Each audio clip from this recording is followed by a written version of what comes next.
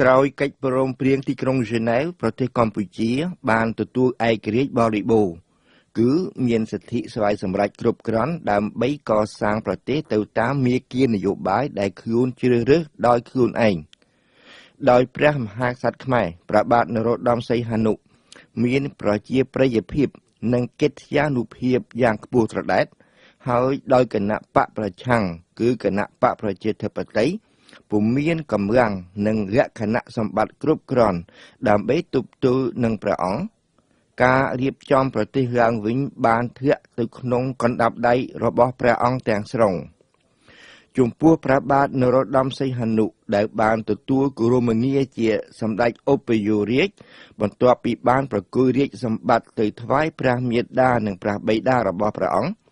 ទិសដៅសំខាន់នៅពេលនោះគឺរក្សានៅមូលដ្ឋានអំណាចរបស់ព្រះអង្គទាំងអស់ឲ្យបាននៅពេលបោះឆ្នោតសភានៅខែកញ្ញាឆ្នាំ1955នោះដើម្បីយកមតិគាំទ្រព្រះអង្គឲ្យបានច្រើនលើសលប់នៅរដ្ឋសភាសម្ដេចនរោត្តមសីហនុបានបង្កើតចលនានយោបាយមួយមានឈ្មោះថាសង្គមរាស្ត្រនិយមនៅថ្ងៃ23មិនិនាឆ្នាំដដែលនោះចលនានយោបាយនោះបានคล้ายទៅជាបកនយោបាយមួយយ៉ាងធំដែលត្រូវចូលទៅប្រកួតប្រជែងជាមួយគណៈបកនានាឯទៀតនៅពេលបោះឆ្នោតសភាខែកញ្ញាឆ្នាំ1955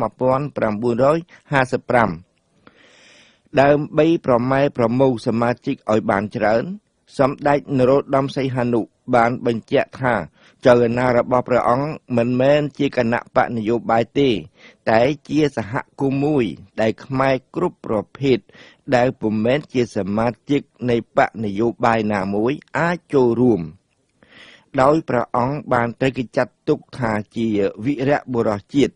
ជាបិតាឯករាជ្យជាតិទៅហើយព្រះអង្គក៏បានទទួលការគាំទ្រយ៉ាងច្រើនជាពិសេសពីប្រជាកសិករ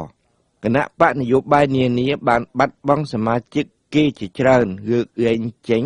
តែបកប្រជាជនសូមបញ្ជាក់ថានៅឆ្នាំ1955នោះគណៈបកប្រជាធិបតេយ្យរៀបចំផ្លាស់ប្ដូរអ្នកដឹកនាំរបស់គេបន្ទាប់ពីបាត់បង់ព្រះអង្គម្ចាស់ស៊ីសុវត្ថិយុទ្ធវង្សនៅឆ្នាំ1947ហើយលោកអៀវកឹសនៅឆ្នាំ1950អ្នកនយោបាយប្រជាធិបតេយ្យជើងចាស់មួយចំនួនត្រូវបង្ខំចិត្តទុកកន្លែងនិងផ្ដល់តួនាទីទៅឲ្យអ្នកជំនាន់ក្រោយដូចជាលោកកេងវ៉ាន់សាក់លោកស៊ិនខេមកូលោកជួនមុំលោកស្វាយសូជាដើមនៅក្នុងមហាសន្និបាតចុងក្រោយបង្អស់ដែលប្រព្រឹត្តទៅនៅឆ្នាំ1955នៅរោងកុនស៊ីនេរិកគេពុំឃើញវត្តមានលោកឈៀនវ៉មលោកហ៊ុយកន្ទុលនិងលោកថុនអុកទេគណៈកម្មាធិការដឹកនាំថ្មីនៃគណៈបកប្រជាធិបតេយ្យលើកលែងចេញតែលោកសឿនសាននិងព្រះអង្គម្ចាស់នរោត្តមភូរិសារាសុទ្ធតែជាអ្នកដែលមាននិន្នាការឆ្វេងនិយម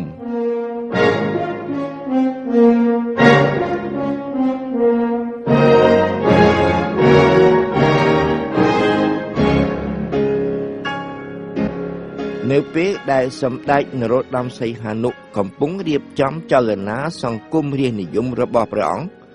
តួនាទីអគ្គលេខាធិការបានត្រូវប្រគល់មុនដំបូងទៅឲ្យលោកសឹមវ៉ាហើយបន្ទាប់មកលោកសំសេរីសូមបញ្ជាក់ថាដើម្បីឆ្លើយតបទៅនឹងការអំពាវនាវរបស់សម្ដេចនរោត្តមសីហនុគណៈបកនយោបាយមួយចំនួនរំលាយខ្លួនចោលតែម្ដងនៅថ្ងៃទី1ឧសភាឆ្នាំ1955ដដែលនោះគណៈបកខេមរៈឬ Rénovation ខ្មែរតាមសេចក្តីស្នើសុំរបស់លោកលន់នល់បានសម្រេចលុបគណៈបកគេចោលដើម្បីបើកផ្លូវឲ្យសមាជិករបស់គេចូលទៅក្នុងចលនារបស់សម្ដេចនរោត្តមសីហនុនៅខែមិថុនាដោយវេនគណៈបកប្រជារាស្ត្ររបស់លោកសំញៀនម្ដងគណៈបកប្រជាធិបតេយ្យដែលនៅពេលនោះមានលោកអ៊ុំឈៀងស៊ុនជាអគ្គលេខាធិការបានបាត់បង់សមាជិក 4000 នាក់ប៉ុន្តែទោះជាយ៉ាងនេះក្តី ទោះបីលោកឈៀងស៊ុនសាកល្បងលុបគណៈបកប្រជាធិបតេយ្យចោលក្តីក៏គណៈបកប្រជាធិបតេយ្យពុំដកថយដែរឯខាងគណៈបកសេរីភាពក៏មានអធិភាពបន្តមកទៀតដែរទោះបីព្រះអង្គម្ចាស់នរិនដេតបានអឿរែងពីគណៈបករបស់លោកដើម្បីទៅចូលរួមក្នុងចលនាសង្គមរាស្ត្រនិយមក្តីនៅពេលនោះលោកនាយផ្លែងបានក្លាយទៅជាអ្នកមានឥទ្ធិពលខ្លាំងជាងគេនៅក្នុងគណៈបកសេរីភាពគឺនៅពេលនោះដែរដែលអ្នកប្រជាធិបតេយ្យចំនួនចាស់សំខាន់បានចូលទៅក្នុងចលនាសង្គមរាស្ត្រនិយមនៅក្នុងលិខិតមួយចុះផ្សាយនៅថ្ងៃ25មេសាឆ្នាំ1955នៅក្នុងកាសែតអ្នកប្រជាធិបតេយ្យ Le Démocrate លោកសេនសានដែលនៅពេលនោះជាទេសាភិបាលធនាគារកម្ពុជាបានស្នើសុំដកខ្លួនចេញពីគណៈបកប្រជាធិបតេយ្យរីឯលោកប៉ែននុតដែលជាអតីតទីប្រឹក្សាគណៈបកប្រជាធិបតេយ្យក៏ឆ្លើយតបនឹងការអំពាវនាវរបស់សម្ដេចនរោត្តមសីហនុដែរនៅពេលដែលចលនាសង្គមរាស្ត្រនិយមកំពុងប្រម៉ែប្រមូលសមាជិកយ៉ាងខ្មួខ្មាញ់ហើយនៅពេលដែលគណៈបកនយោបាយ7ទៀតត្រៀមខ្លួនយ៉ាងអង់អាចដើម្បីប្រកួតប្រជែងយកសន្លឹកឆ្នោតនៅពេលបោះឆ្នោតសភាខែកញ្ញាឆ្នាំ55នោះប្រទេសកម្ពុជាស្ថិតនៅក្នុងការប្រទាញប្រទង់យ៉ាងស្វិតស្វាញរវាងលោកខាងកើតនិងលោកខាងលិចជាការពិតណាស់ដែលថាប្រទេសកម្ពុជាបដិញ្ញាកាន់ខ្សែបន្ទាត់អាភាក្រិតភាពមិនចូលបកសម្ព័ន្ធណាទាំងអស់ប៉ុន្តែតាមការពិតគ្មានមហាអំណាចណាមួយអាចជឿថាប្រទេសកម្ពុជាអាចឈរនៅចំកណ្ដាលការវិវាទនៃប្លុកទាំងពីរនេះបានទេ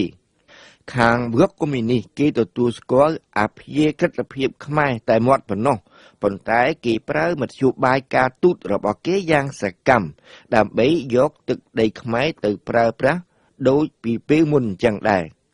មួយវិញទៀតអ្នកដឹកនាំគណៈបកប្រជាធិបតេយ្យចំនួនក្រោយសិតតែជាអ្នកប្រឆាំងនឹងសហរដ្ឋអាមេរិកទៀតផងរីឯខាងសហរដ្ឋអាមេរិកវិញកិច្ចការចំពោះមុខដែលគេត្រូវធ្វើគឺធ្វើយ៉ាងណាអូសទាញប្រទេសកម្ពុជាឲ្យចេញផុតពីឥទ្ធិពលកុម្មុយនីសឲ្យបានប៉ុន្តែទោះបីសម្ដេចនរោត្តមសីហនុប្រឆាំងនឹងអ្នកដឹកនាំគណៈបកប្រជាធិបតេយ្យដែលនៅពេលនោះមានទំនោរទៅរកលទ្ធិសង្គមនិយមក៏ដោយក៏ព្រះអង្គនៅតែខិតខំរក្សានយោបាយអភិក្រិតភាពដដែលទោះបីមានការពិបាកទប់ទល់នឹងកុម្មុយនីសយ៉ាងណាក្តីខ្ញុំសូមស្ទះត្រឹមនេះសិនចុះហើយនៅសប្តាហ៍ក្រោយខ្ញុំនឹងនិយាយអំពីការប្រទាញប្រទង់នេះបន្តទៅទៀត